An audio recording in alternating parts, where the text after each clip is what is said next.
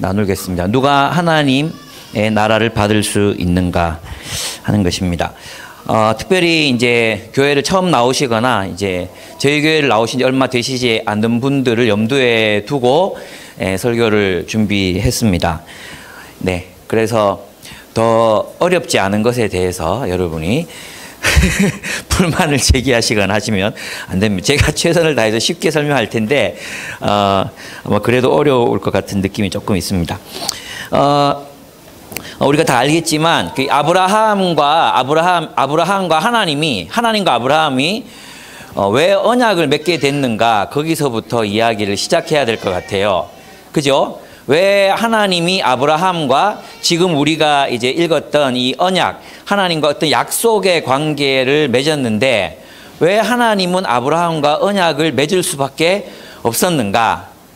그 언약의 의미는 무엇인가? 이것을 이제 살피는 것에서 이 본문을 이해하기 시작해야 한다고 생각합니다. 하나님을 떠난 세상은 우리가 잘 알지만 하나님을 떠난 세상의 역사는 폭력으로 얼룩지기 시작했습니다.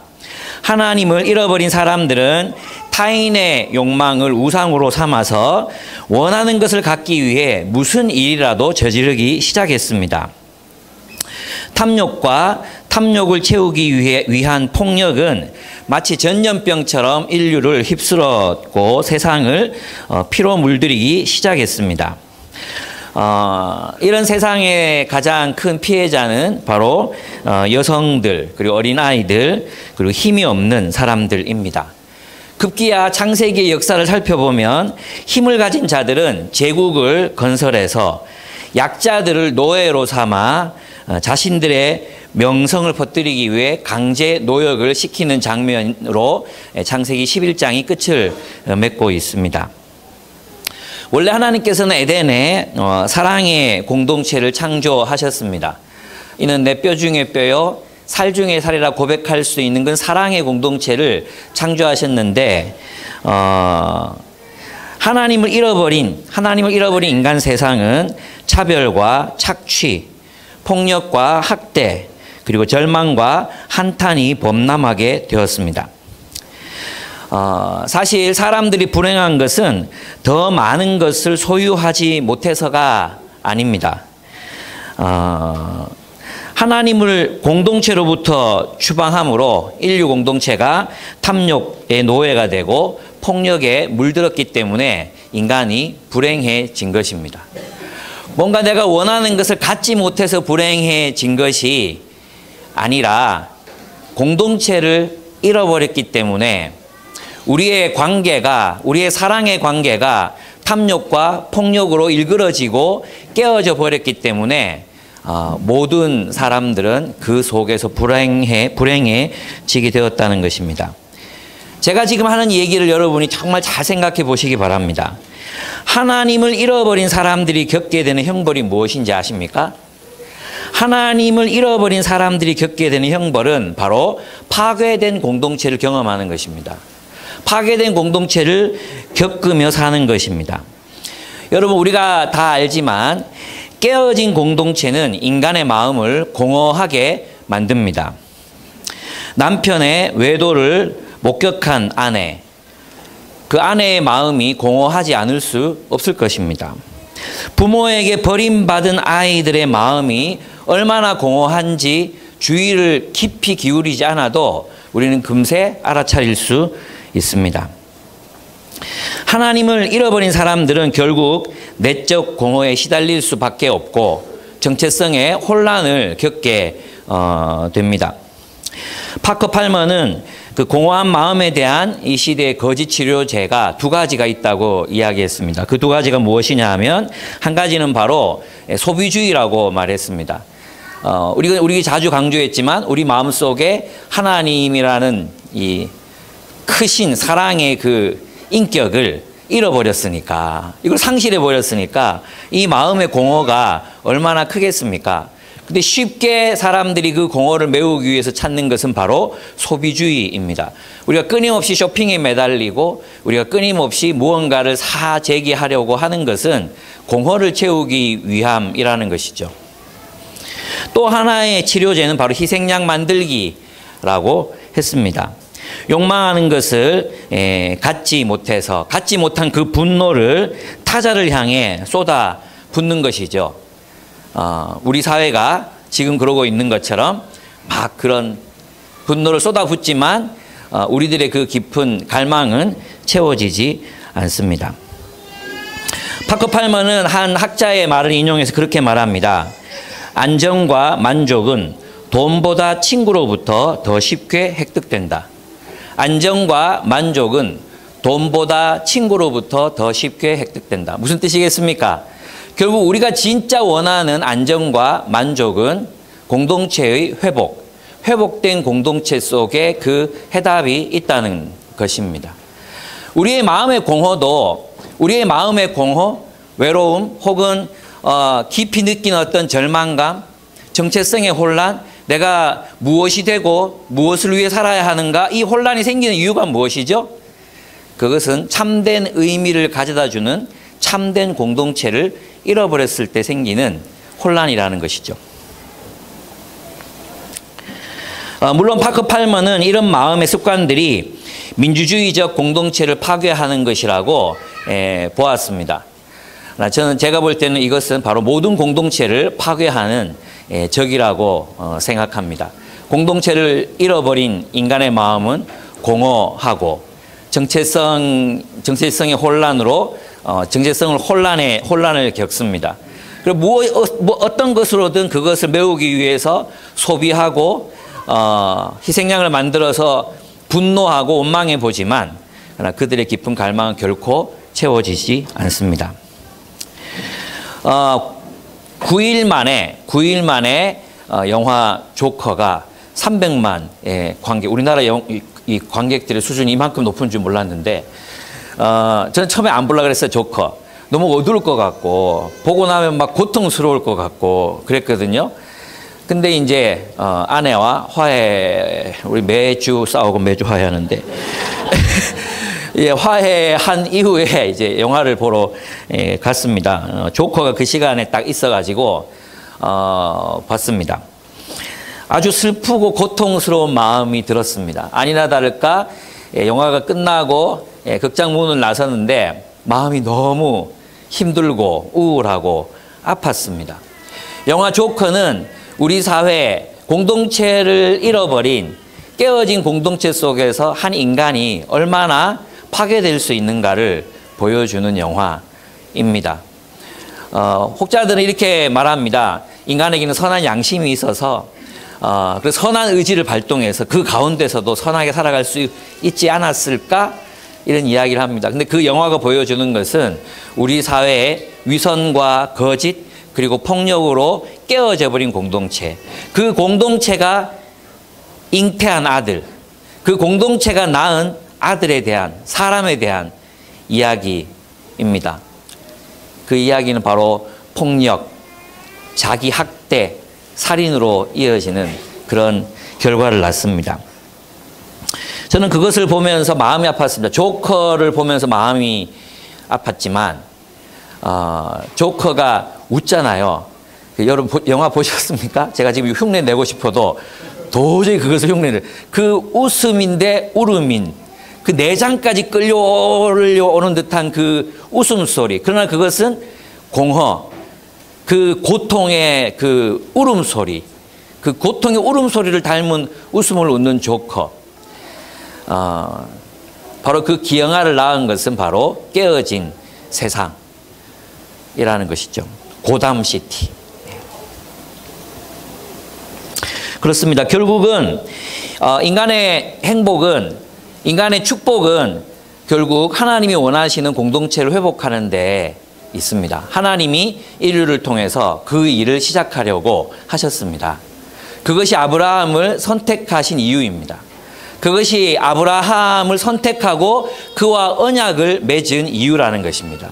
그저 죄악의 구렁텅이에서 살아가는 사람들을 건져내서 죽은 이후에 천국으로 올려보내기 위해서 그렇게 아브라함과 언약을 맺으신 것이 아니라, 아브라함과 언약을 맺으신 이유는 바로 하나님이 원래 의도하신 인간 공동체, 하나님 나라, 사람에게 축복이 되는 공동체, 그 안에는 자유인도 노예도 남자도 여자도 할례자도 무할례자도 귀족도 천민도 없는 온전한 공동체, 그리스도와 연합되어서 온전한 공동체, 그 사랑의 공동체를 창조하시기 위해서 하나님께서 아브라함과 언약을 맺으셨다는 것입니다.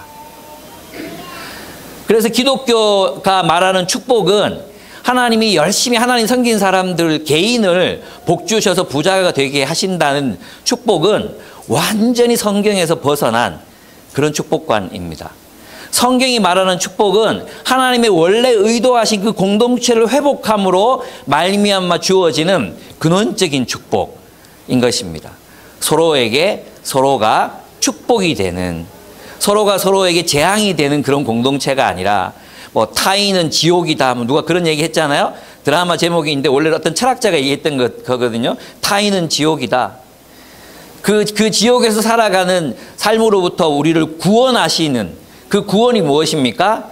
타인을 사랑하는 공동체, 하나님이 원래 의도하신 공동체를 회복하기 위해서 하나님이 아브라함을 부르셨다는 것입니다. 그것이 어떤 의미에서 참된 구원의 의미라고 할 수 있습니다. 그러면 이제 본격적으로 하나님이 아브라함과 맺은 언약을 한번 살펴보겠습니다. 창세기 11장까지에서 보면 하나님은 탐욕과 폭력의 제국이 세운 그 바벨탑을 무너뜨리십니다. 이 바벨탑은 인간의 탐욕과 폭력의 상징입니다. 교만의 상징이었습니다. 하나님께서 아브라함을 그 바벨론 땅, 바벨탑을 건설했던 바벨로니아로부터 그를 불러내십니다. 그리고 그와 함께 한 새로운 나라를 세우실 것을 말씀하십니다. 그 나라는 첫째 12장 2절을 보면 한번 좀 많죠. 한꺼번에 좀 보겠습니다. 첫째는 강대한 나라가 되게 하겠다고 주님 말씀하십니다. 그러니까 이 강대한 나라, 많은 사람들이 이 나라에 속하게 될 것이라고 주님이 말씀하십니다. 그렇지 않으면 대안이 될 수 없잖아요. 그죠? 많은 사람들이 이 나라, 하나님이 원하시는 나라가 돼야 되는데 그 나라 어떤 나라냐? 내가 너로 큰 민족이 되게 하고, 아브라함을 부르신 이유가 그로 하여금 큰 민족을 이루게 하기 위해서 그를 불렀다는 거예요. 두 번째, 하늘을 쳐다봐라. 네가 셀 수 있거든 저 별들을 세워보아라. 그리고는 주님께서 아브라함에게 말씀하셨다. 너의 자손이 저 별처럼 많아질 것이다. 너의 자손이, 이게 이제 바울은 단수라는 거예요. 단수. 너의 자손들이 저 별처럼 많아질 것이다가 아니라 너의 자손이 저 별처럼 많아질 것이다. 이렇게 말씀하셨어요. 그리고 또 창세기 25장 7절에 보면 아니요 넘어가지 마요. 제가 지시하기 전에 넘어가지 마요. 나는 주다. 너에게 이 땅을 주어서 너의 소유가 되게 하려고 너를 바벨로니아 우르에서 이끌어 내었다. 무슨 말입니까? 땅을 약속하셨죠. 땅. 앞에서는 백성들을 약속하셨고 그 다음에 그의 주권자는 하나님이시고 땅을 약속하셨어요. 그러면 영토와 주권과 국민이 있잖아요. 그죠? 이걸 뭐라 그래요? 영토, 주권, 국민이 있는 걸 보고 뭐라 그래요? 나라라고 하잖아요. 나라. 그죠? 그래서 하나님이 아브라함과 세우신 언약의 핵심은 뭐냐 하면 내가 너를 통해, 아니 너의 후손을 통해 하나님의 나라를 세우겠다 이 말인 거죠. 그죠? 너의 후손, 그 후손이 하늘의 별과 같이 땅의 티끌처럼 많아질 것이다. 그래서 신약 성경에서는 이 창세기를 빌어와서 뭐라고 말하느냐 하면 예수님, 하나님께서 한 새 사람을 창조하시되 그리스도가 머리가 되고 또 우리가 서로 연결된 한 새 사람을 창조하시고 이렇게 얘기했어요. 골로새서에서. 그죠? 그러니까 이 한 새 사람 안에, 한 메시아 안에 수많은 자손들이 있는, 그죠?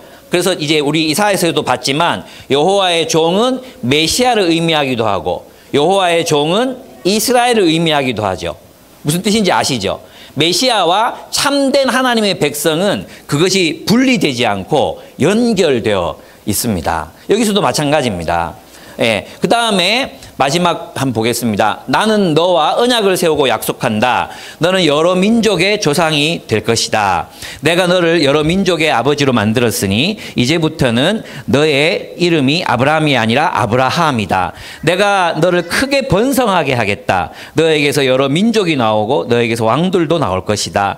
내가 너와 세우는 언약은 나와 너 사이에 맺는 것일 뿐만 아니라 너의 뒤에 오는 나의 자손과도 세우는 언약이다. 이 자손은 그리스도를 의미한다고 바울이 말했습니다. 이 언약을 따라서 나는 너의 하나님이 될 뿐만 아니라 뒤에 오는 너의 자손의 하나님도 될 것이다. 아멘. 그러니까 하나님께서 인간의 탐욕과 폭력으로 계속 어그러지고 있고 부서지고 있는 그 세상에서 하나님이 아브라함과 언약을 맺으신 이유는 무엇이죠? 하나님이 한 새로운 공동체를 창조하셔서 그 공동체를 통해서 저주받은 인류, 하나님을 떠난 저주에 걸린 인류, 그들을 회복하시고 그들을 축복하시기 위해서 하나님이 아브라함을 부르셨다는 것입니다. 그리고 아브라함 자신이 아니라 아브라함 이후에 오는 그 자손을 번성케 하시겠다. 그리스도를 통해서 하나님의 나라가 번성케 하시겠다. 크고 강대한 나라가 되게 해서 온 세상을 회복하겠다. 공동체를 회복하겠다. 그리고 그 회복된 공동체는 너희들에게 저주받은 이 세상을 살아가는 사람들에게 축복의 근원이 되고 축복의 통로가 되고 그들에게 축복이 될 것이다 하는 것이죠. 그래서 보면 우리 간증 시간이 한 달에 한 번씩 있잖아요. 그때 저희가 부탁드리지 않잖아요. 교회 얘기 좀 해라. 우리 교회 기쁨의 교회 얘기 좀 네가 회복됐다는 얘기해라. 이걸 한 번도 얘기한 적 없거든요. 들으셨습니까? 저한테 전화 받으신 분. 이번에 간증할 때 목사님 얘기 좀 넣어라. 한 번도 없었잖아요. 근데 우리는 본능적으로 아는 거죠. 무엇을 압니까? 이 변화된 공동체가 우리에게 축복이 된다. 이걸 아는 거죠. 저도 그래요. 제가 받은 가장 놀라운 축복은 바로 여러분을 만난 것입니다. 그리스도 안에서 여러분을 만난 것입니다. 저는 정말 거짓말하지 않고 이렇게 얘기할 수 있습니다. 진짜로 그렇습니다. 네. 그래서 첫째, 하나님 아브라함과 언약을 맺으셨어요. 강대한 나라. 강대한 나라인데 있잖아요. 폭력으로 세상을 짓밟는 나라가 아닌 거예요. 강대한 나라인데 선하고 정의롭고 사랑이 넘치는 나라인 거예요. 이 나라를 주님이 세우기를 원하셨어요. 두 번째, 이제 넘어가도 됩니다. 두 번째 강대한 했죠. 첫 번째 축복의 나라예요. 이 축복의 나라는 너에게 복을 주어서 내가 크게 이름을 떨치게 하겠다. 너는 복의 근원이 될 것이다. 아브라함은 반드시 크고 강한 나라를 이룰 것이며 땅 위에 있는 나라마다 그로 말미암아 복을 받게 될 것이다. 아멘. 그러니까 하나님이 아브라함을 부르신 이유는 아브라함과 그의 자손을 통해 하나님의 나라를 세우시고 하나님을 알지 못하는 이방 나라들에게까지도 어떻게 해요? 그들의 축복이 흘러넘치도록 하는 것이 하나님의 의도였다는 것이죠. 그럼 오늘날 우리가 이제 그리스도를 따름으로 이제 그리스도를 따르는 하나님 나라잖아요. 교회가 존재하는 목적이 뭐죠? 교회가 존재하는 목적은 타자를 위해서라는 것이죠. 여러 민족들이 교회가 있음으로 복을 받아야 돼. 교회가 있음으로 축복을 경험해야 돼. 근데 교회 때문에 고통스러워하는 사람이 너무 많아졌어. 이건 우리가 뭔가 그리스도 안에서 교회가 그리스도 안에 있는 게 아니라 뭔가 다른 어떤 율법, 세상 체제에 매여 있다는 것, 갇혀 있다는 것을 보여주는 증거라고 생각해요. 그 다음에 세 번째 보겠습니다. 창세기에 나타난 이제 아브라함과 하나님이 맺으시려고 했던 그 나라. 세 번째는 강대한 나라, 축복의 나라 하나 더 있어요. 공의의 나라입니다. 공의의 나라. 어떻게 그러면 그들은 세상에 축복이 되느냐? 바로 이것 때문입니다. 내가 그로 그 자식과 권속에게 명하여 여호와의 도를 지켜 공의와 정의를 행하게 하려고 그를 택하였나니 이는 나 여호와가 아브라함에게 대하여 말한 일을 언약을 이루려 함이니라. 그죠? 그리고 강대한 나라인데 어떤 나라예요? 정의롭고 공의로운 나라야. 그 나라가 정의롭고 공의로운 나라이기 때문에 어떻게 해요? 주변 나라들에게 온 세상에게 축복이 되는 나라다. 그래서 교회가 세상에 축복이 되기 위해서는 이 공동체가 먼저 공의와 정의가 흘러 넘치는 공동체가 되어야 한다는 것이죠. 네 번째, 빛의 나라다. 요건 조금 여러분이 이해하기 어려울 수도 있어요. 그러나 집중해 보면 이해하실 수 있습니다. 주님의 말씀이다. 내가 친히 맹세한다. 네가 이렇게 너의 아들까지, 너의 외아들까지 아끼지 않았으니 내가 반드시 너에게 큰 복을 주며 너의 자손이 크게 불어나서 하늘의 별처럼 바다의 모래처럼 많아지게 하겠다. 너의 자손은 원수의 성을 차지할 것이다. 원수의 성. 이 하나님의 원수는 누구예요? 하나님의 원수는 하나님 없이 세워진 세상 모든 나라들이거든요. 그렇죠? 세상 나라들. 그 탐욕과 폭력의 질서 위에 세워진 모든 나라들을 말하는 거거든요. 그 성을 차지한다는 것은 하나님의 정의와 사랑이 승리한다는 것을 말하잖아요. 그런데 예수님께서는 이 하나님의 정의와 공의의 승리를 어떤 방식으로 실현하셨습니까? 십자가에서 죽으심으로 실현하십니다. 그래서 그 십자가의 죽으심, 그것을 통해서 수많은 하나님을 알지 못했던 나라들이 정복당하는 거야.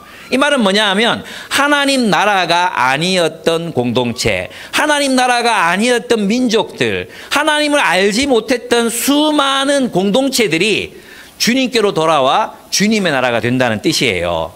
이것은 바로 빛이 된다는 거. 이건 정복이 아니죠. 그죠? 이것은 정복이 아니라 빛을 비추고 그 빛에 매료된 나라와 백성들이 나도 하나님 나라, 나도 하나님을 섬기겠어요.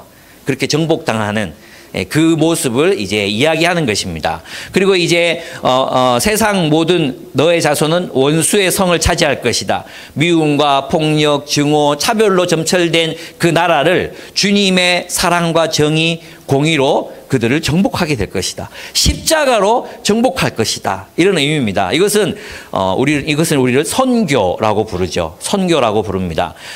이건 이제 십자군처럼 하는 게 아니라 십자가의 사랑으로. 십자가는 전쟁하는 군인이 될 수 없어요. 십자가의 사랑으로, 희생으로 한다는 것이죠. 세상 모든 민족이 네 자손의 덕을 입어 복을 받게 될 것이다. 여기서의 문맥은 바로 세상 모든 민족 가운데서 수많은 사람들이 하나님께로 돌아온 놀라운 일들이 일어나게 될 것이다. 이거예요. 그러면 여러분 있잖아요. 우리가 예수를 믿는다는 것은 어떤 맥락 속에 있습니까? 아브라함과 하나님이 맺은 언약이라는 맥락 가운데 우리가 예수님을 생각해야 된다는 거죠. 그러면 하나님이 아브라함과 맺은 언약의 핵심이 뭐예요? 내가 너를 통해 하나님의 나라를 세우겠다.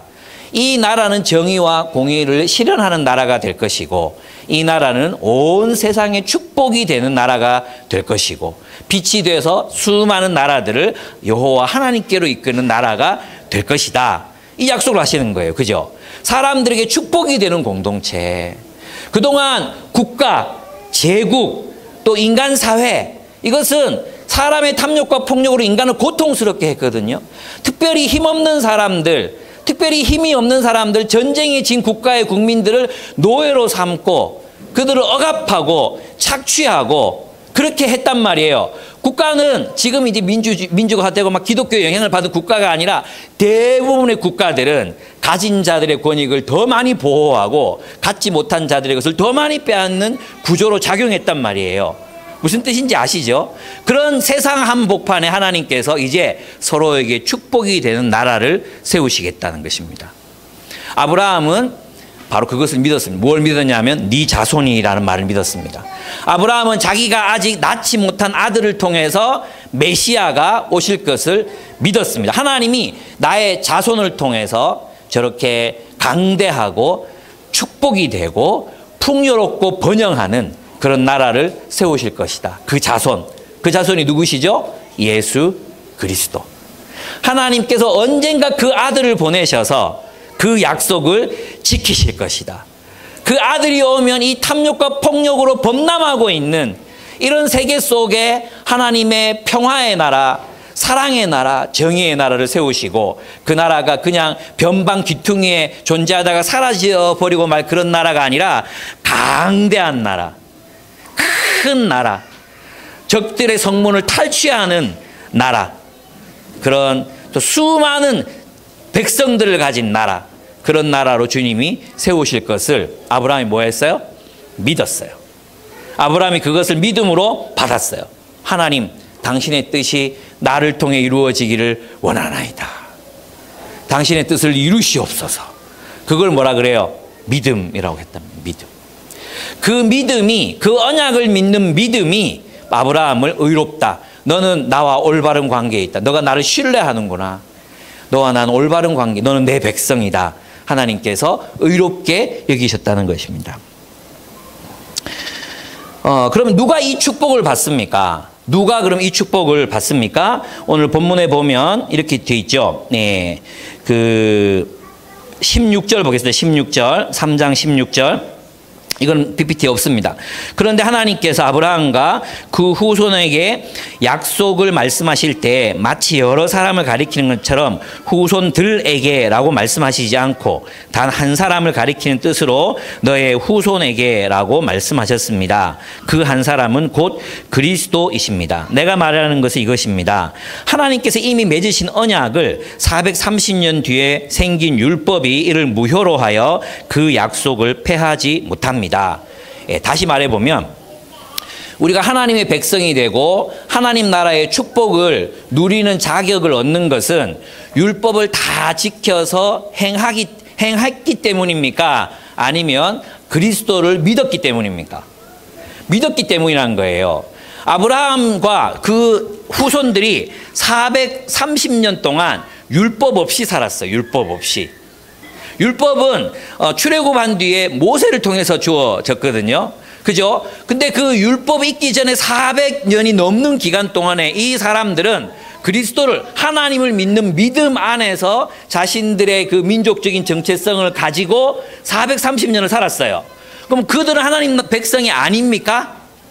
그죠? 율법이 없었다고 해서 그들이 하나님의 백성이 안 되는 게 아니잖아요. 그들은 무엇으로 그러면 하나님의 백성이 되는 자격을 얻었습니까? 의롭다함을 받았습니까? 믿음으로.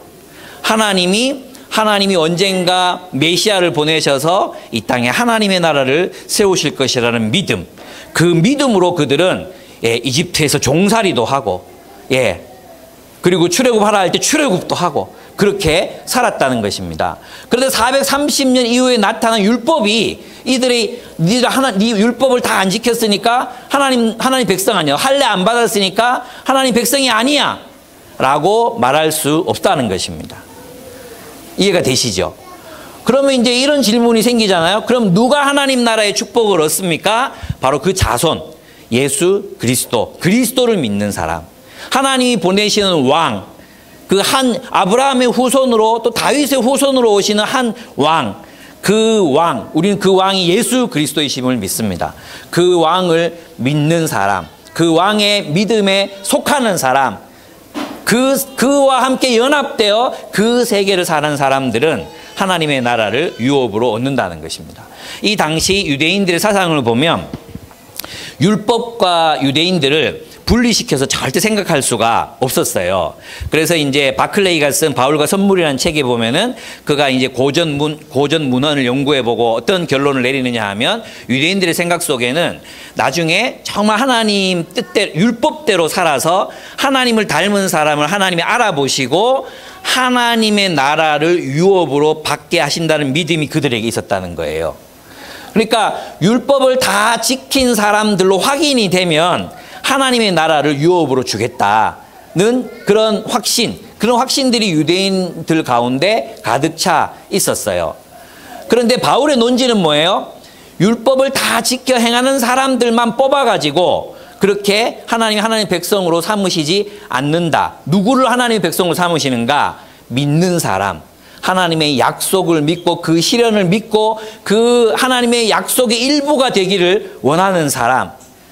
신실한 사람, 믿음을 가진 사람, 그들이 하나님과 올바른 관계에 있다. 하나님 나라를 유업으로 얻는다고 바울은 논증하고 있는 것입니다.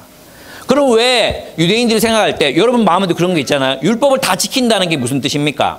선하다는 뜻이잖아요. 선하다는 뜻이잖아요. 착하다.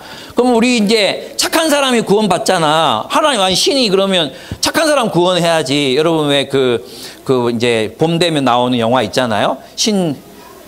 뭐 이렇게 지옥 가가지고 막 얼음에 들어갔다가 나왔다가 하는 영화, 예? 신과 함께. 그 신과 함께 보면 세상에 무슨 도둑질 한번 했다고 저렇게 끔찍한 형벌을 주나 뭐 이런 장면들이 꽤 많잖아. 그죠? 뭐 불 질렀다가 얼랐다가 뭐 넣었다가 뺐다가 막 이렇게 하잖아요. 그런 걸 보면 우리는 생각하죠. 착한 사람이 구원을 얻는다고 생각해요. 그죠? 법을 잘 지킨 사람, 법을 어기지 않은 사람이 구원을 얻는다고 생각해요. 근데 여러분, 조커에 보면 스포일러. 그 조커에 보면 정말 명대사를 해요. 명대사. 조커가 이제 코미디언이 되고 싶었거든요. 정말 웃기지도 못해요. 그런데 코미디언이 되고 싶었어요. 근데 이 사람이 조롱하기 위해서 조롱해서 자기 사람들 웃기려고 한 사람을 조롱하고 웃겨서 또 프로그램을 유지하려고 이제 조커를 불러요. 불러가지고 웃겨보라고 막 얘기하는 거예요. 근데 조커가 한마디 하고 이 사람을 쏴 죽여버려요. 그 한마디가 뭐였냐 하면 웃기고 너희는 웃기고 웃기지 않고의 기준을 너희가 정하지. 너희가 정하지. 또 선하고 악하다는 것도 너희가 정했지. 그러면서 이제 내 인생이 코미디야 그러면서 총을 꺼내서 확 쏴 죽여버려요. 저는 거기에서 소름이 돋았어요. 정말 소름이 와 정말 그렇잖아요. 선하다는 말 있잖아요. 이 선하다, 아유 착하네, 이 무슨 뜻입니까? 아유 말 잘 듣네, 그죠? 어떤 체제, 그 체제에 순응하는 사람을 우리는 선하다, 착하다. 유교에서 선한 사람하고 불교에서 선한 사람 달라요. 자본주의에서 선한 사람, 악한 사람 달라요. 다 각각의 공동체들이 가지고 있는 율법, 그 기준에 따라서 선과 악이 다 달라요. 근데 누구를 선한 사람이라고 최종적인 결론을 내릴 수 있겠습니까? 아무도 내릴 수 없어요. 하나님 외에는. 제 말 이해됩니까? 또 이제 이 본문에서 이제 이 바울이 얘기하는 것은 바로 이거예요. 세 가지 한계가 있다. 율법은. 첫째, 율법은 하나님의 약속 이후에 온 것이기 때문에 율법을 다 지킨다고 그가 하나님의 약속 안으로 들어가는 게 아니다. 믿음이 먼저다. 아브라함과 맺은 언약이 먼저지 후에 생긴 율법이 있다고 해서 그 율법 때문에 하나님 백성이 되고 안 되고 그렇게 앞에 있는 이 약속을 철회하실 수 없다는 거예요. 또 두 번째로 이게 중요한 게 있잖아요. 이것은 이제 유대인들에게 이제 적용되는 거예요. 그죠? 두 번째로 중요한 게 있는데 율법은 생명을 창조할 수 없다는 거예요. 다시 말해서 있잖아요. 우리가 착하게 살았다. 그게 어떤 우리들의 삶에 선하게 살았다. 그게 우리들의 삶에 생명을 창조할 수 없다. 진짜 사는 것 같은 삶, 진짜 인생을 창조해낼 수 없다는 거예요. 그게 조커의 인생이었어요. 넌 행복한 아이야. 그러면서 또 스포일러. 이제 이렇게 늘 웃는 표정을 짓기 위해서 애를 쓰거든요.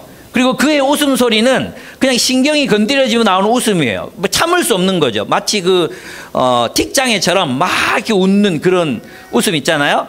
절대 행복해서 웃는 게 아니에요. 행복해서 웃지 않아요.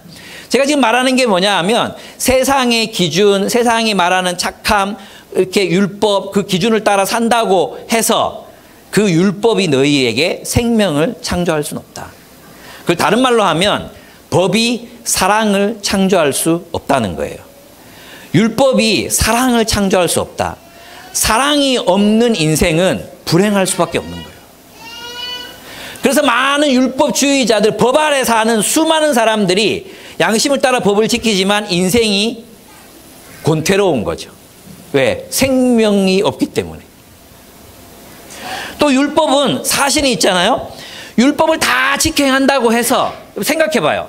그것이 하나님이 원하시는 삶을 창조해낼 수 있을까요? 그것을 이제 우리는 영생이라고 말하거든요. 율법을 다 지켰어.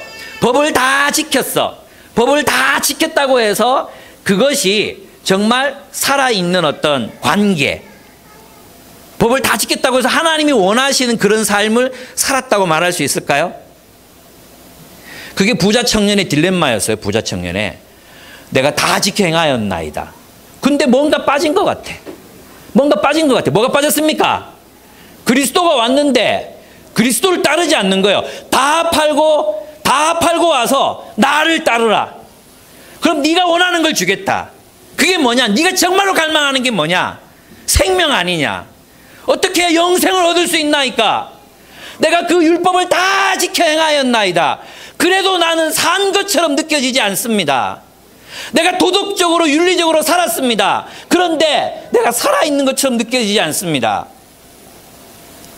다 팔고 와서 나를 따르라. 내가 너에게 영생을 주겠다. 주님이 말씀하십니다. 법을 다 지킨다고요, 하나님이 원하시는 사랑의 삶을 살아내는 게 아니에요. 하나님이 원하시는 것은 율법 있잖아요. 율법은요 최소 기준이고, 최소 살인하지 말라, 도둑질하지 말라, 간음하지 말라, 이웃을 향하여 거짓 증거하지 말라, 탐심을 물리쳐라. 다 최소 윤리예요. 최소 윤리. 하나님 원하시는 건 뭐예요? 내 이웃을 내 몸과 같이 사랑하라. 근데 율법은 이것을 절대 행할 수 없어요. 내 이웃을 내 몸과 같이 사랑하라. 법으로 지켜놓는다고 하겠습니까? 살 수 있겠습니까? 살 수 없어요. 그래서 율법은 실패할 수밖에 없는 거예요. 법으로 뭐 이상사회를 만들고 그것은 실패할 수밖에 없는 거예요. 법으로 안 돼요. 하나님이 우리의 마음을 변화시켜야 돼요. 파커 팔머가 민주주의가 원하는 것은 상한 심령이다 이렇게 얘기하면서 이제 마음에 대한 얘기를 하거든요. 저는 읽으면서 이거 교회 얘기네. 세상은 절대 못하지 이런 생각이 들었어요. 파커 팔머는 이상주의자예요. 절대로 그런 민주주의 사회는 올 수 없어요. 인간이 타락했기 때문에. 조금 가까워질 수는 있겠죠. 오직 그것은 성령으로 변화된 마음들이 모인 공동체라야만 가능해지는 것입니다. 율법은 생명을 줄 수 없다. 그리고 21절, 22절에서 율법은 의롭게 할 수 없다. 결국 율법은 법을 다 지킨다고 해서 하나님이 원하시는 인생을 살아갈 수 있도록 만들어주는 게 아니다는 거예요. 제 말 이해되죠? 법을 다 지켰다고 해서 내가 이웃을 사랑하며 살았습니다. 이렇게 얘기할 수 있습니까? 내가 살인하지 않았다고 해서 내가 사람들을 사랑하며 살았습니다. 이렇게 얘기할 수 있습니까? 없어요. 그게 법의 한계라는 거예요. 그래서 하나님이 아니시면 할 수 없는 것, 그게 하나님의 나라를 이루는 일이라는 것입니다. 우리 힘으로 되는 게 아니에요. 그러면 율법을 하나님이 이렇게 주신 이유가 뭔가? 이게 있잖아요. 유대인들에게는 율법, 모세를 통해서 주신 율법이었지만 또 우리들에게는 어떤 사람들에게 그게 불교가 될 수 있어요. 제 아내에게 그것은 불교였어요. 불교에서 뭔가 불교가 없었다면 되게 또 나쁘게 살았을 건데 불교 때문에 선하게 살 수 있었어요. 또 엄격한 부모님의 교육 때문에 어쩌면 여러분은 잘 보호받을 수도 있었어요. 유교적 집안에 있었기 때문에 여러분들은 어쩌면 윤리적인 삶을 또 살아갈 수도 있었어요. 그죠? 그 모든 것들을 뭐라 그러냐 하면 율법이라고 말하는 거예요. 이게 이제 왜 그게 율법이라고 말하냐 하면 4장에 가면 초등학문이라는 말을 쓰거든요. 그 초등학문이 뭐냐 하면 세상을 구성하는 원리를 아는 걸 말해요. 세상을 이 형성되는 원리를 아는 것. 골로새서에 가면 그냥 세상 초등학문만 나오고 율법은 나오지 않아요. 그래서 지금 사도 바울은 있잖아요. 인간이 율법은 하나님이 주셨지만 그 율법의 체계 위에 체제를 만든 사람들, 그 율법과 율법 체제는 다르죠. 무슨 뜻인지 아시겠죠? 율법을 바탕으로 해서 만든 인간적인 체제, 그 체제를 초등학문과 동일하게 보는 거죠. 세상적 가치, 공자가 만든 유교적 세상, 그것도 율법 체제. 또 뭐 공산주의가 만든 어떤 인간적인 체제, 이것도 율법 체제라고 보는 거예요. 거기에서는 그것은 나름의 이유 때문에 사람들에게 주어졌다는 것입니다. 나름의 이유 때문에. 그 이유가 무엇이냐면 세 가지가 나오는데, 첫째는 19절을 보겠습니다.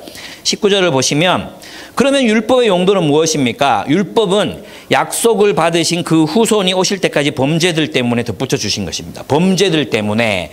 이게 무슨 말이에요? 범죄들 때문에. 율법이 없으면 범죄하니까. 율법이 어느 정도 그들의 범죄를 막는 역할을 했다는 것이죠. 그래서 첫째, 율법을 주신 이유는 의롭게 살라고. 하나님 나라 백성답게 살라고 하나님 율법을 주셨어요. 그러나 그 율법을 그리스도 오시기 전까지는 부분적으로 실천할 수 있을 뿐이지 완벽하게 그 율법을 실현할 수는 없어요.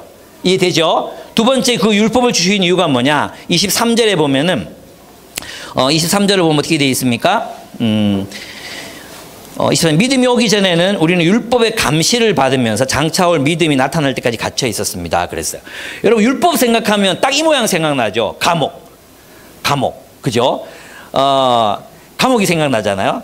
근데 그 감옥에 간수가 있는 이유가 뭐죠? 죄수들을 보호하려고 있는 거거든요. 만약에 간수가 없으면 힘 있는 놈이 힘 없는 놈 때려 죽일 수도 있고 빼앗을 수도 있고 강간을 할 수도 있고 이런 여러 가지 일들이 일어날 수 있잖아요.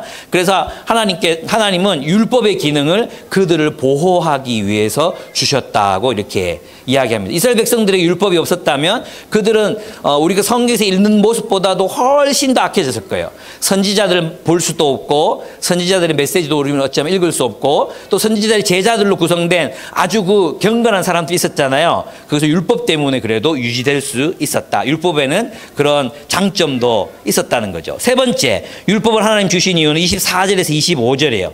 교사라고 얘기하죠. 초등교사 이렇게 얘기합니다. 그가 오실 때까지 우리를 가르치기 위해서였다는 것입니다. 하나님 나라의 아주 초보적인 것들, 하나님 나라는 이렇게 사는 거야. 율법이 그것을 우리에게 은근히 비춰주고 있었다는 것이죠. 하나님의 나라는 이렇게 공평한 세상이야. 하나님의 나라는 이렇게 서로를 사랑해야 하는 세상이야.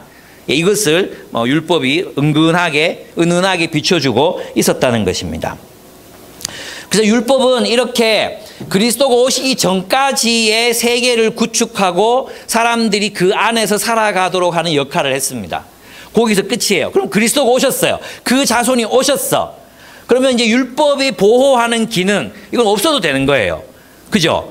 여러분 왜 그런 거 있잖아요. 이제 미성년인데 유산을 많이 받았어.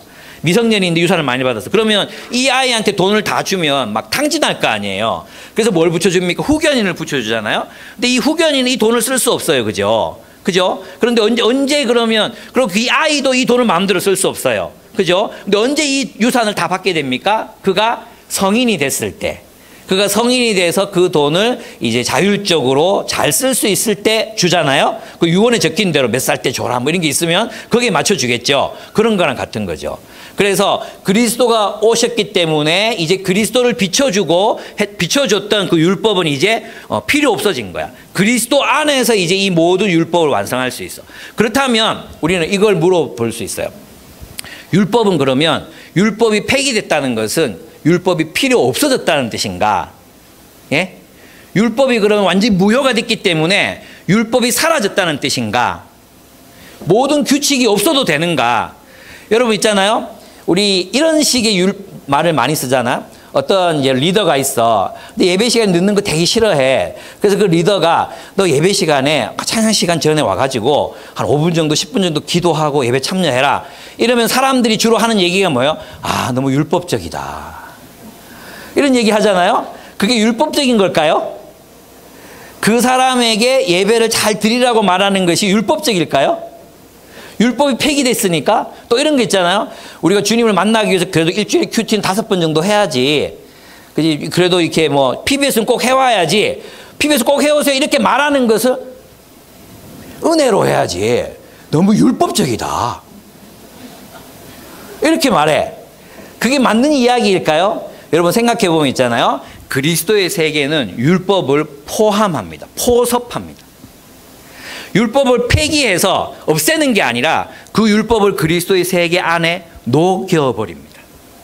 율법이 성취되게 하는 거예요. 그래서 율법은 있잖아. 율법이 사라지는 게, 율법이 폐기되는 게 아니에요. 그 하나님, 그 그리스도의 법, 복음의 진리, 율법의 진리가 아니라 복음의 진리, 그리스도의 법, 율법이 아닌 은혜의 법, 그 법으로 우리 자신을 훈련시킬 필요가 있는 거예요. 근데 있잖아요. 일주일에 5번 정도는 큐티하고 기도해야지. 이 이야기가 율법이 될 때가 있어요. 헷갈리죠? 아니, 이건 있잖아요. 바울을 생각해 보면 돼. 어떨 때 바울은 여기서 갈라디아 교인들한테는 목숨 걸고 할례 받으면 다 죽여버릴 거야. 할례 받지 마. 이렇게 얘기하고 있잖아요. 근데 디모데한테는 할례를 줘요. 할례 받아라. 이렇게 할례를 줘요. 아니, 바울 너무 일관성 없다. 어떻게 그럴 수가 있어? 누구는 할례 받으라고, 디모데 좀 친하다고 할례 받으라고 그러고, 여기 디도한테는 할례 절대로 받지 말라고 그러고, 이게 이상해 보이지 않습니까? 있잖아요. 어떤 사람한테는 너 큐티 일주일에 5번 해. 이게 율법이 될 수도 있고요. 어떨 때는 어떤 사람에게는 너 일주일에 큐티 5번 해야 돼. 이게 은혜가 될 때가 있어요. 목사님 무슨 말씀하는지 하나도 못 알아듣겠는데요. 그렇죠? 예, 여러분 이걸 아셔야 돼요. 내가 일주일에 5번 이상 큐티 해야 돼, 예배 시간 지켜, 이 이야기가 그리스도 안에서 이루어지는 일이라면 선한 거예요. 근데 여러분 안에 있는 완전주의, 여러분 안에 있는 완전주의, 완벽주의, 그것 때문에 이거 하지 않으면 벌 받을 건데 막 이런 어떤 그런 강박증, 그것 안에서 하는 거라면 그것은 율법주의예요. 제가 지금 말하는 건 뭐냐면 우리가 하는 모든 행동이 누구 안에 있느냐 이거예요. 누구 안에 있느냐. 여러분 율법이 폐기됐다고 해서 율법이 여러분 있잖아요. 이런 거 있잖아요. 예를 들어서 이제 우리가 구제헌금을 해야 돼. 구제헌금을 하려면 뭐 해야 돼요? 비싼 차 사면 안 돼요. 할부 너무 많이 들어가갖고 비싼 차 사면 안 돼요. 그죠? 맞죠? 그 할부금 다 놓고 나면 구제헌금 할 수 없잖아요. 근데 구제하기 위해서 뭐 해야 돼? 가계부 써야 돼요. 가계부 쓰고 또 커피도 좀 줄이고 또 외식할 거 고기 사다가 집에서 좀 먹고 때로 한 끼 걸르기도 하고 이렇게 인간적인 노력을 해야 되잖아요. 그죠? 구제는 마음으로 하는 거지 그렇게 규칙을 따라 하는 게 아니잖아요. 그죠? 그러면 구제연금을 그렇게 힘들어가지고 막 이렇게 모아가지고 구제연금을 했어. 하기 싫은 마음도 생겨. 하기 직전에 10,000원 뺄까? 20,000원 뺄까? 그러다가 내가 에란 모르겠다 했어요. 이건 율법일까요? 은혜로 한 것일까요?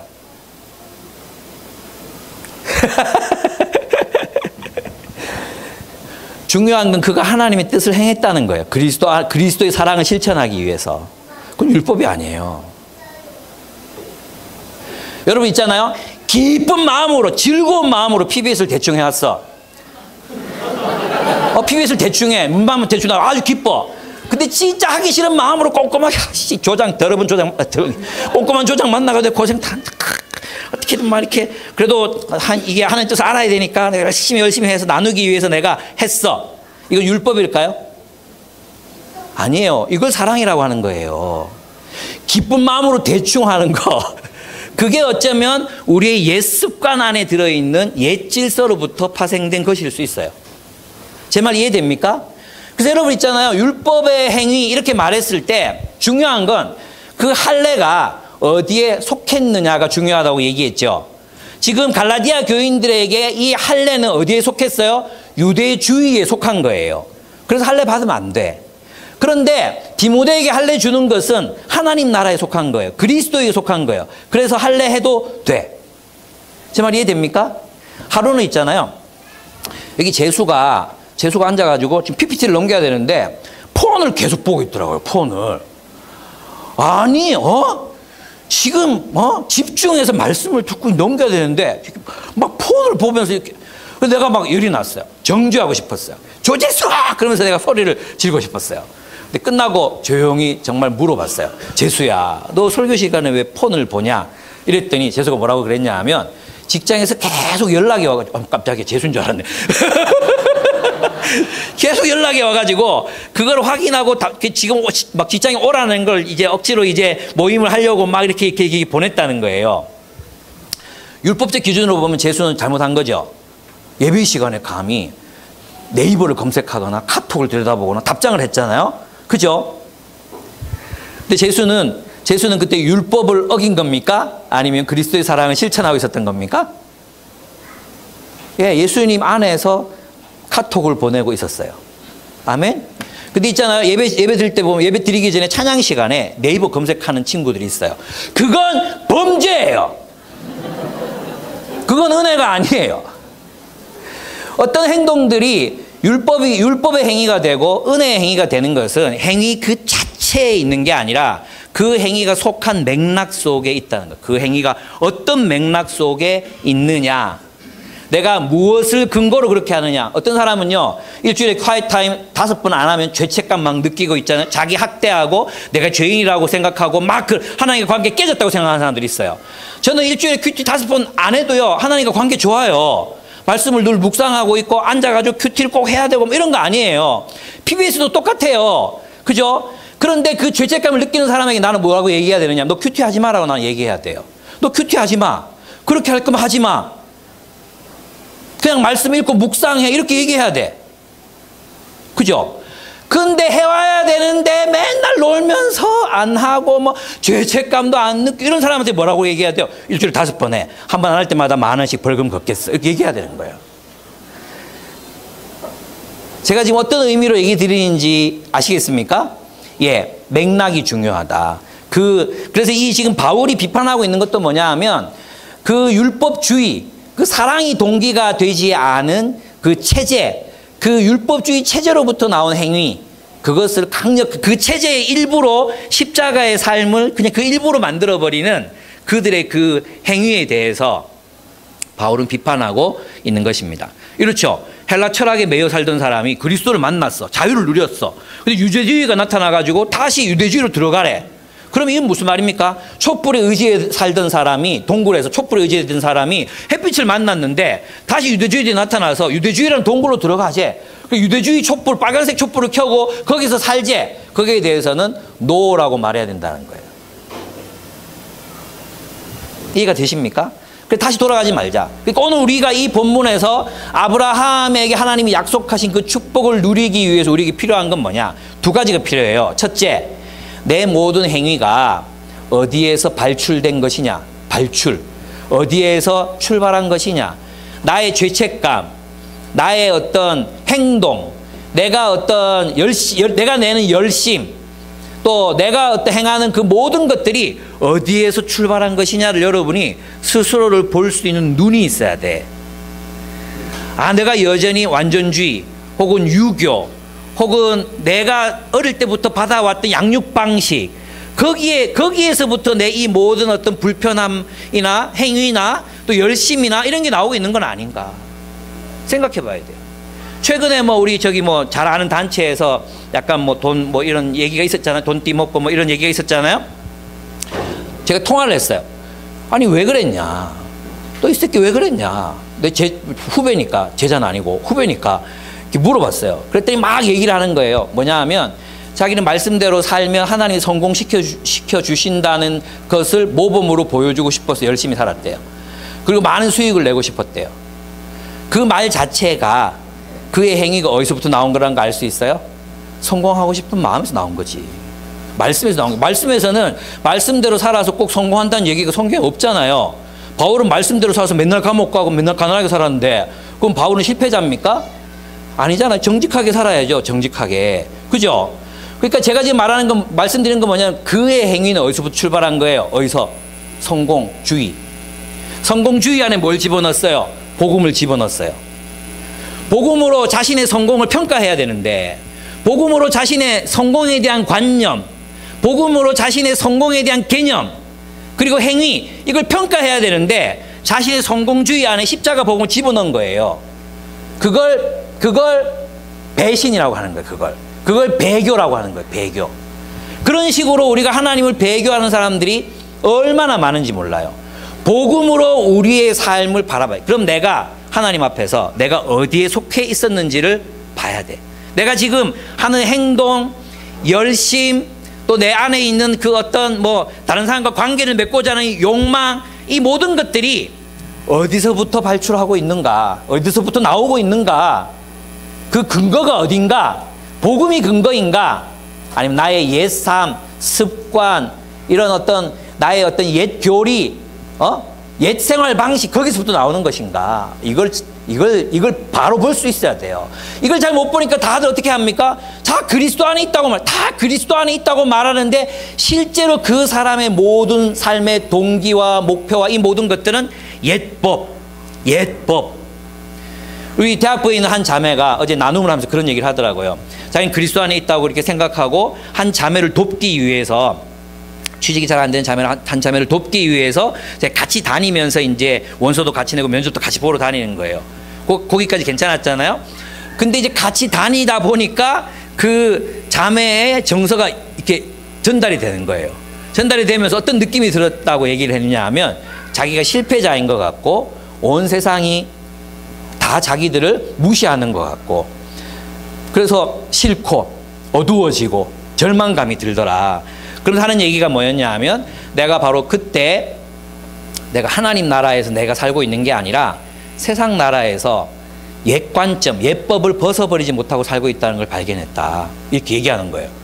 진짜 훌륭하다고 얘기해 줬어요. 그거 발견하기 어렵거든요. 쉽지 않아요. 근데 그 자매는 그걸 발견하고 다시 사는 거예요. 이 자매는 있잖아요. 뭐 다른 취직할 수도 있죠. 또 취직 못할 수도 있어요.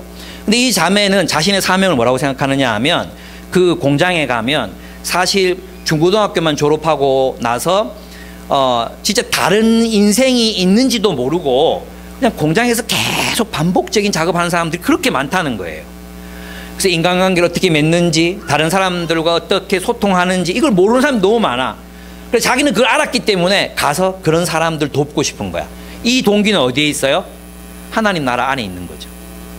그죠? 하나님 나라 안에 있는 거예요. 똑같은 있잖아요. 똑같은 세상의 어떤 직업을 가지더라도, 똑같은 직장을 가지더라도 이 자매가 이런 마음으로 직장 생활을 한다는 것은 뭐예요? 하나님 나라의 선교사로서 자기를 위치시키고 사는 거예요. 내가 거기 가보니까 가진 사람들이 나를 무시하고 뭐 할 수 있는 것도 없고 또 뭐 이 나이 되도록 뭐 했냐고 소리 지르고 막 그러면은 열등감이 생기잖아요. 우리가 그 열등감을 느끼고 그걸 받아들이는 순간 느낄 수 있어요. 그럼 쳐내야죠. 근데 그걸 받아들이는 순간 뭐가 돼?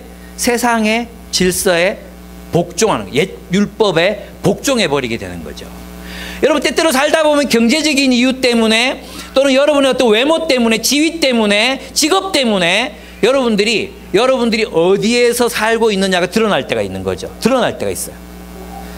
그것 때문에 내가 어떤 영향을 받고 있는가, 나는 지금 어디에 살고 있는가, 내가 성공과 실패의 척도를 무엇에 비추어서 가늠하고 있는가, 여러분 어느 법 아래에서 살고 있는가, 이걸 우리가 판단해야 돼. 평가해야 돼.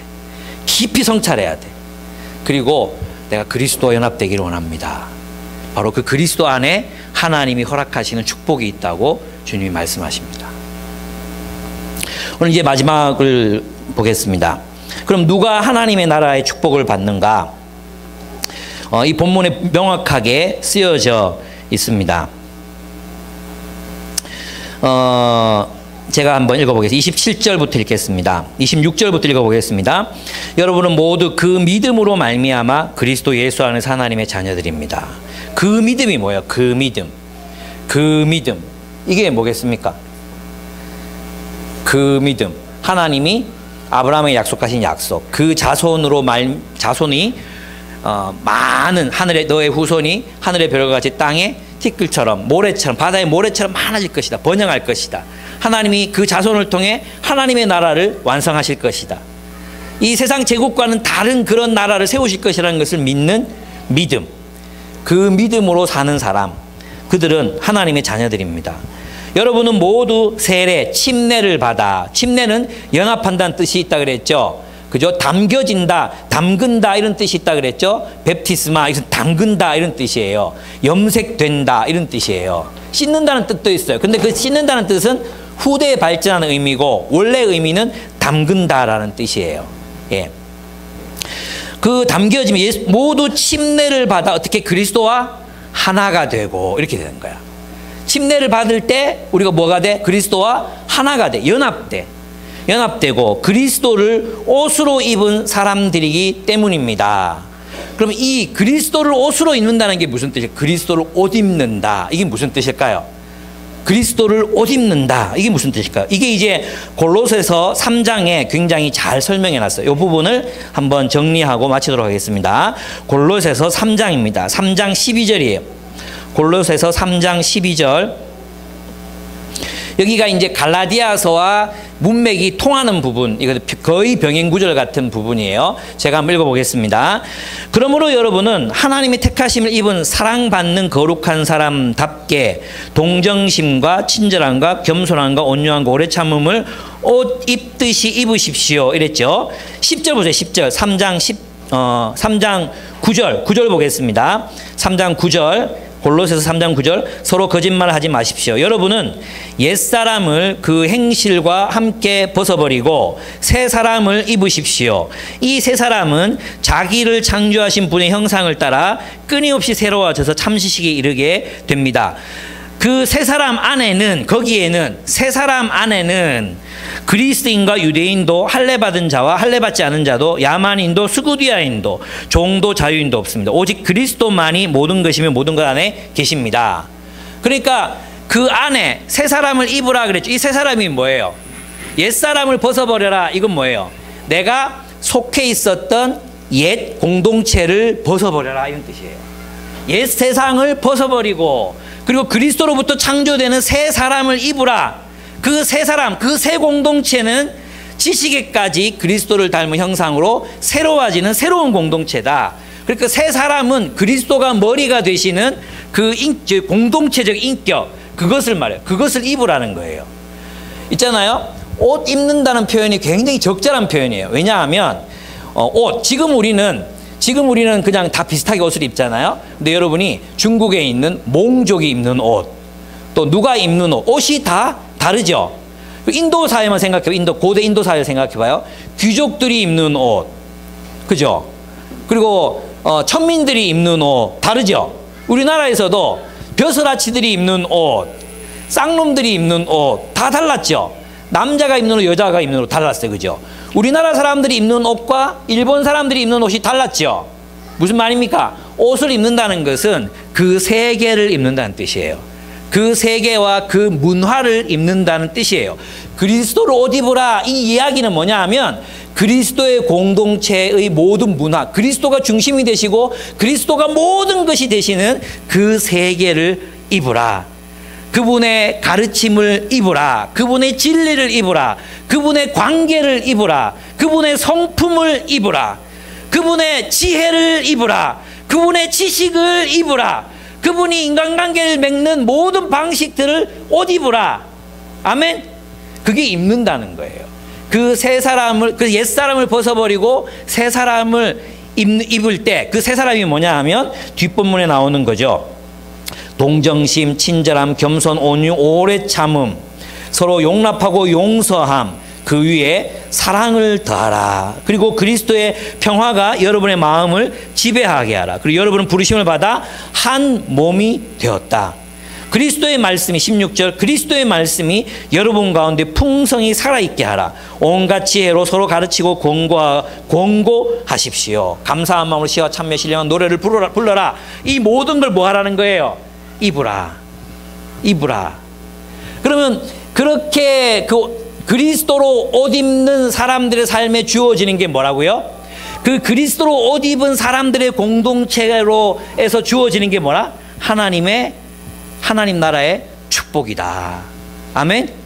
이 축복은 그래서 우리가 그리스도가 중심이 되시고 그리스도로부터 나오는 그 사랑을 옷 입고 그리스도로부터 나오는 그 모든 지혜와 진리로 옷 입은 사람들이 서로 주님의 나라를 살아갈 때 주님의 한 몸, 한 새 사람, 지식까지 새롭다함을 입는 그 새 사람으로 살아갈 때 아브라함에게 약속하신 축복, 샬롬의 축복, 풍성함의 축복, 번영의 축복이 바로 이 공동체 전부를 통해서 이루어진다는 뜻입니다. 그러니까 우리가 해야 될 일은 무엇이겠습니까?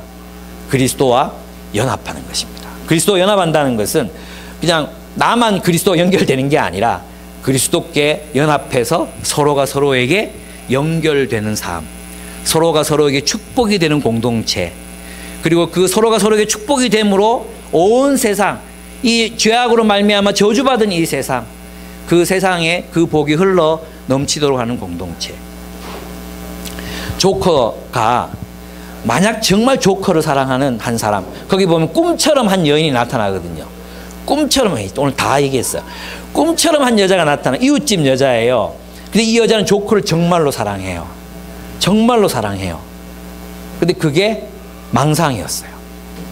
망상이었던 거죠. 그게 너무 슬퍼. 그게 너무 가슴 아파. 예. 우리는 어쩌면 그렇게 사랑을 갈망하는 사람들이 넘치는 세상 속에 보냄을 받은 그리스도인들입니다. 우리 진짜 이미 아직 사이라서 완전하진 않겠지만 정말 주님이 원하시는 그런 공동체에 함께 세워갔으면 좋겠어요. 쉽지 않겠죠. 왜냐하면 우리의 출발점이 다 조커거든. 그죠? 여러분 다 조커잖아요. 인정하기 싫습니까? 우리 다 조커예요. 조커들이 이제 그리스도로 변해야 돼. 이야, 이건 간격이 너무 커. 조커가 그리스도로, 이거 거의 불가능해. 근데 성령께서 우리와 함께 계시기 때문에 우리는 계속해서 가까이 다가갈 수 있습니다. 그래서 여러분, 사랑하기를 멈추지 맙시다. 네. 이 얘기하기 참 힘들어요. 저도 사랑하기를 그치고 싶고 그만했으면 좋겠고 이제 이만큼 했으면 됐다 싶을 때도 있잖아요. 사랑하기를 그치지 맙시다. 그리고 주님의 도우심을 힘입읍시다. 머리로부터 공급되는 그 능력을 힘입읍시다. 그리고 서로 사랑하기를 끊임없이 함으로 주님이 원하시는 그 축복이 우리 공동체 안에 흘러 넘치고 온 세상을 향해 그 사랑이 흘러 넘치게 되는 그날을 꿈꾸면서 우리가 함께 나아갔으면 좋겠습니다. 아멘. 예수 믿는 거 좋은 겁니다. 하나님 나라의 축복은 예수 믿는다고 막 집 주고 차 주고 막 이런 게 아닙니다. 우리가 서로에게 축복이 되는 공동체를 이루는 것, 그것이 하나님이 우리에게 주시는 놀라운 축복입니다. 그것이 은혜입니다. 서로가 서로에게 은혜입니다. 우리 함께 기도하겠습니다. 나는 그리스도의 법, 그리스도와 연합된 세계, 그리스도 옷 입었는가? 아니면 여전히 옛 법, 옛 세계, 옛 질서, 세상의 법, 어린 시절 배웠던 그 습관, 완전주의, 여러 가지 세상의 그런 어떤 법들, 나를 평가하는 그 법들 속에 나는 존재하는가?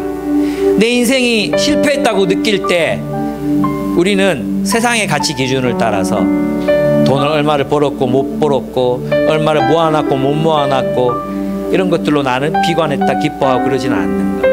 내 인생은 어디에 속했는가? 하나님의 나라는 여러분에게 우리에게 축복이라고 말씀하셨습니다. 주님, 내가 그리스도와 연합하기를 원합니다. 그리스도에게 속하기를 원합니다. 그리고 그리스도와 함께 그 넘치는 축복을 누리고 싶습니다. 하나님의 정의와 공의 그리고 사랑의 공동체를 실현해내고 이곳에서 만족과 안전을 누리고 싶습니다. 하나님, 나로 하여금 사랑하게 하여 주옵소서. 내 힘으로는 사랑할 수 없사오니 주님 사랑하게 하여 주옵소서. 우리 자신이 어디에 속했는지를 돌아보며 깊이 성찰하며 묵상하며 기도했으면 좋겠습니다. 기도하겠습니다.